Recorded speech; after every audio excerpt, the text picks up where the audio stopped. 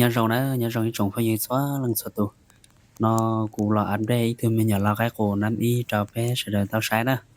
Chỉ sinh ra bé chờ nhẹ cái đi cái cổ cái chua. Tụi nó giấy thư nhỏ cái cổ năm y và rong rau cơ kia đi nữa. Tụi nó mà rong rau sắp lờ đi nữa. Không có cái cổ kia gì nữa, chỉ sợ lo lên đó tụi nó nè. Nhỏ cái cổ năm y đó tụi nó nè. Đặc chú đó. Cái tỷ lệ là cũng không công lên nó. Cậu tơ nhỏ khoa tơ tham lý mấy lý khó này bỏ nó xem nữa. Chỉ tao mua suốt qua nữa tụi nó nè, chỉ tao mua suốt qua chỉ tao qua nữa.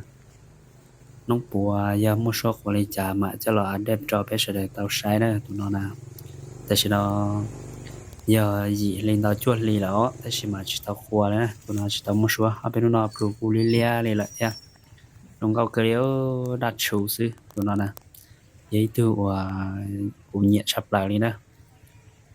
Nhỏ cái của năm ý về chùa rong gao lên nọ thế xin đó trong khu gì nữa nó giấy tu xiên chùa tư liên để chờ họ tao hầu sống mềm đi nó đó chỉ chờ cái cụ kia đi đâu tụi nó nè không kia cái cụ gầu thế đâu cho nên là sai dễ để nó cho dễ nên sai tự ý nhiều khoa pi lia bên rồi ý thế này bên rồi ý xứ rong rau cơ lên nè tụi nó nè tu đa chú nè chỉ lia hay á tụi nó mà mình chỉ đa nè nông rau cơ lia trồng không gì đâu mới cho là anh đây thì nó cho bé sẽ để tao sai xí đó trồng không gì nó cũng một số qua đi trả của mà cho là update đồ lúc số qua cho bé sẽ để tao nông sẽ qua rong đi trả nữa tao khai rong rau đi và để dục rong hay nữa chỉ nên là nó xí